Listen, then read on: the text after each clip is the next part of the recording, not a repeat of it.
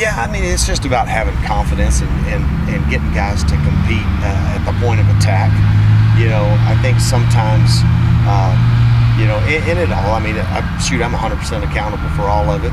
We got to figure out ways to be able to compete in those situations. I mean, there's several, even prior to the 3rd and 17, I mean, just didn't have the confidence to come up and challenge, but again, that's coaching, and that's our responsibility to figure it out and get guys to compete right there and have hand balance at the point of contact. Yards after contact was huge for Oklahoma in this game. Some of that is their talent.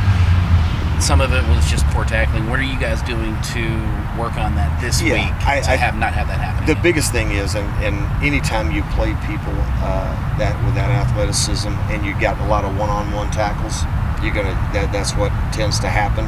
We got to create population of the ball carrier. There was times where we got to get guys breaking the stack, and again,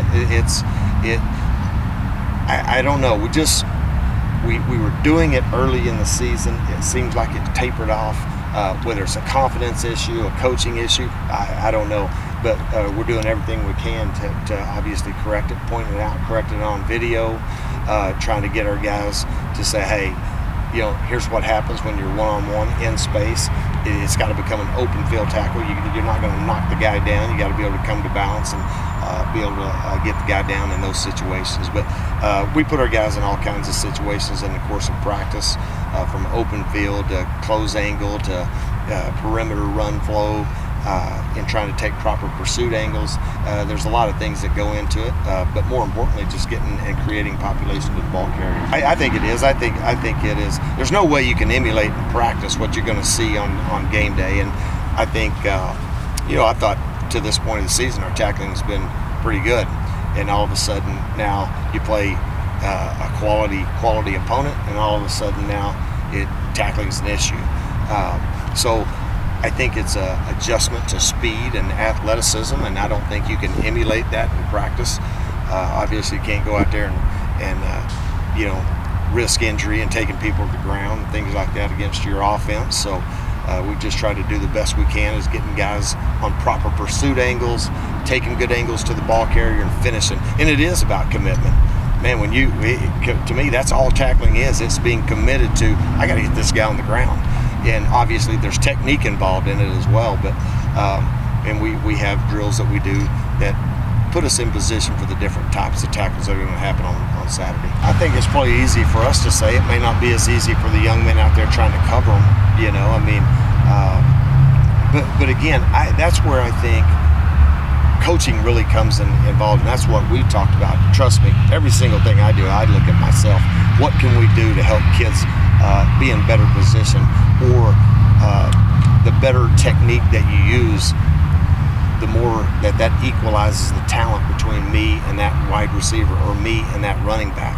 So I look at every single thing, every aspect of every position. I always start with myself and evaluate, hey, what can we do better to help these young men learn how to play championship level defense. And that's what we've done all day long, and what we did all day yesterday, and meeting privately and one-on-one with our players and as a unit, and just saying, look, man, here's what we got to get better at. Now let's figure out how to fix it. On offense, obviously it's a three-headed monster with a quarterback, a wide receiver, and the running back. You look at what they're doing running the football, it's pretty impressive. Guys coming, everybody has 2 or 3 200-yard games. I mean, they've rushed for well over 300 in 2 or 3 of those games, and it's very impressive to watch him run. Runs very physical. Quarterback's also a threat to run the football.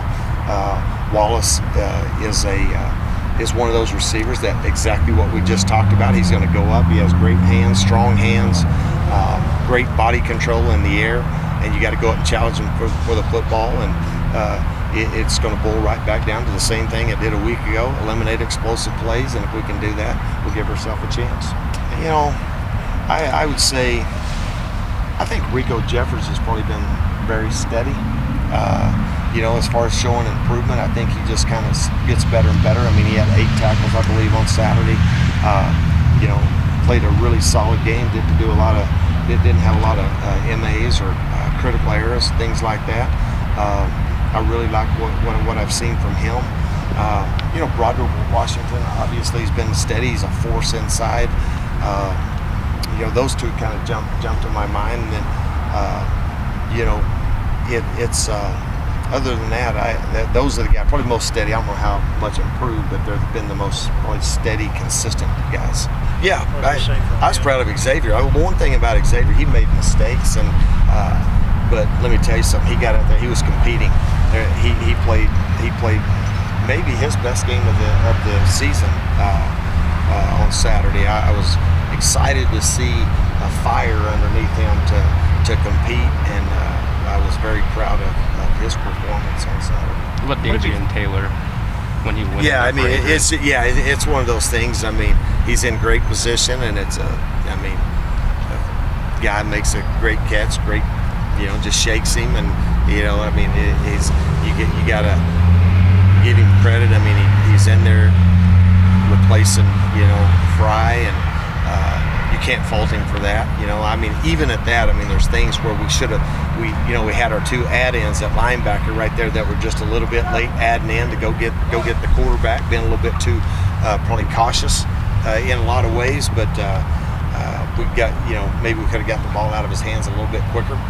And the one thing that jumped out to me about Hurts was his pocket presence. He had a pretty good feel for when people were coming at him, and an elusiveness that probably a little bit hard to prepare for. I think this guy's obviously one of the best backs in the country. He really is. He's proven it week in and week out. You look at his explosive run tape. It's like 93, 77, 55, 36, 39 in every single game they played this year. So obviously he's got something going for himself. The guy's got tremendous speed. He's got excellent size and strength. It's one of those, again, if you are in position and it's one-on-one tackling all night long, you're just going to create opportunities for a great athlete to be able to expose you. And you got to create population. We got to swarm and gang tackle people that play, and that's where we have to just play with more effort and play harder and play longer. I don't think there's any doubt about it. He's probably, I'm not going to say, he's probably somewhere between those two guys. Got the elusiveness, but also runs with power for a quarterback. I don't think I've seen him slide one time. This guy's the same way. When he pulls the ball down and runs, he's going to run it. And he's running to try to get first downs, and almost again runs the ball a little bit like Jalen. He runs like a running back.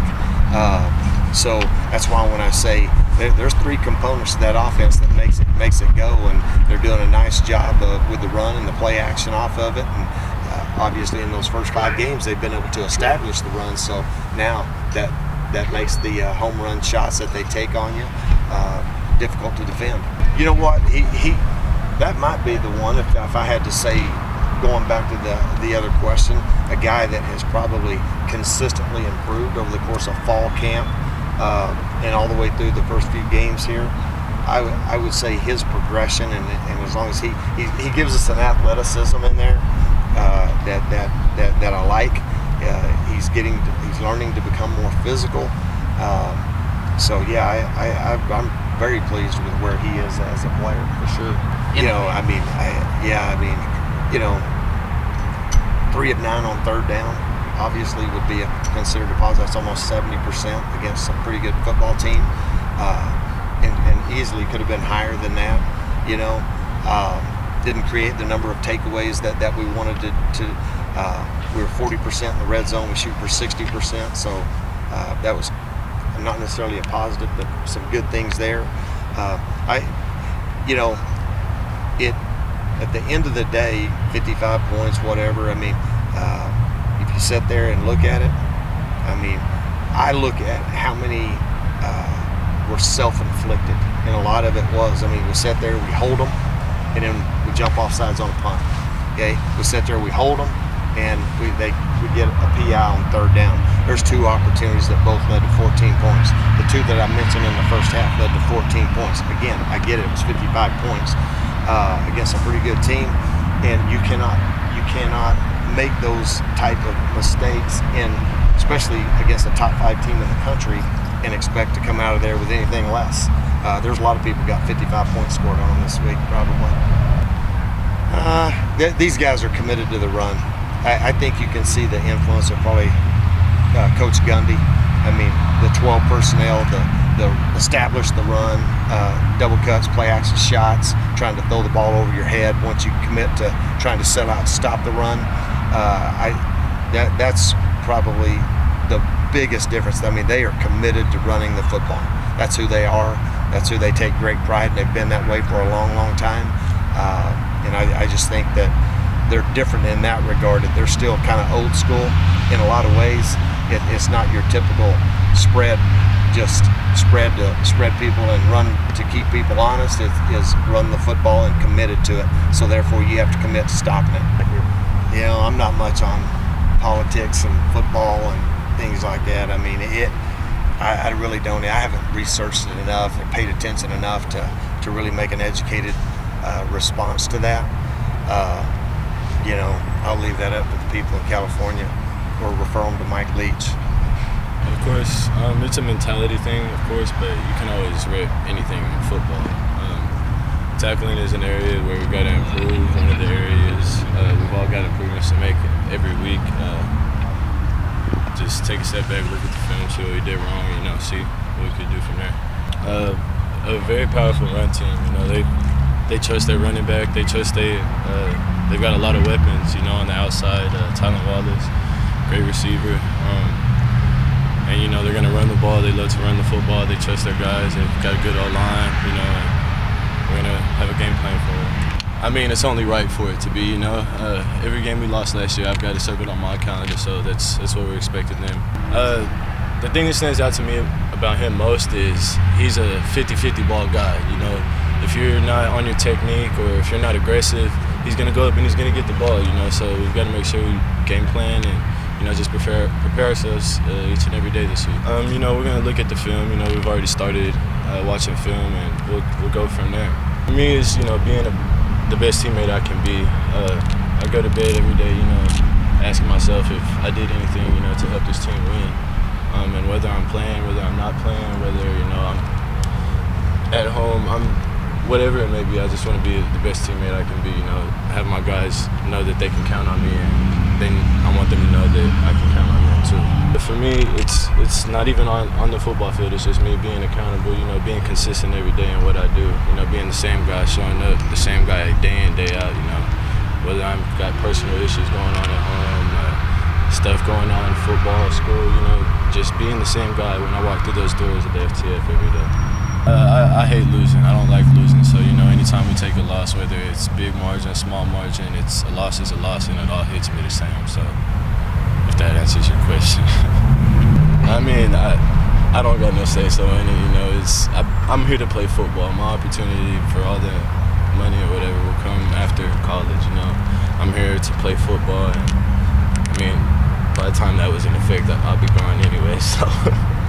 We practiced it all week leading up to the game. Coach was telling me I played running back in high school, so that was some experience I had in the past, so he just gave me a chance to run the ball. I was hoping I didn't drop it. That's the one responsibility I didn't have, just don't drop the ball. But I called it, and I just went off, took off. So we did some ball security drills leading up to before the game, just simple stuff like that, but nothing too much. Keep it high and tight. Keep the ball high and tight. Other than that, nothing else. Yeah, put me in the goal line package, and I'll be more than happy to run the ball, but it was good to have a chance to run the ball.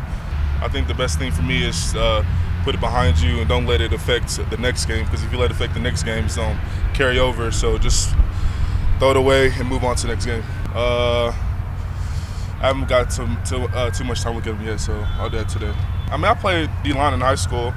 Our running back got hurt in high school, so I had to play both sides of the ball. So, I mean, but my main position is D-line, so I always had position. I mean, I always had experience playing both. I was 6 foot, 265, 270, so I still left. Not many people want to get in your way. No, they're always going for my legs and stuff. I mean, well, I graduated high school early, so I had the time of redshirting my freshman year and just had the time recovering. It was always kind of hard for me because I always had my knee brace on, and just like taking that off and like getting used to trusting my knee again by itself was always a struggle. But I mean, just this past season, the offseason with Coach Scholes, I'm good now. I mean, I've gotten way better than I have in the past. Coach allowed me to have more reps in the game and just been out there more. I feel like I took a big step forward compared to the past. So, oh yeah, we switch every series, different packages. It just depends what coach is feeling. But it's most like an every series kind of thing. No, he didn't say nothing. He was trying to get me from the sidelines, but he didn't say nothing to like pep talk me. Just don't drop the ball. That's the only thing. I got it to 3. I got it against Baylor, Lamar, Kansas. I mean, it's always good to get action because you never know if you're ready or not. But it's always good to get out on the field and see what, I guess, look forward to something. So I guess being out there kind of gave me some confidence in myself that I can hang with the big boys. Oh yeah, for sure. I mean, playing in four big Division I games is a big help. Like know where you're at and just give you the confidence to know you can hang with the big boys. Like I said before, and just main things give you confidence. I think it's really both, practicing it and a mentality thing.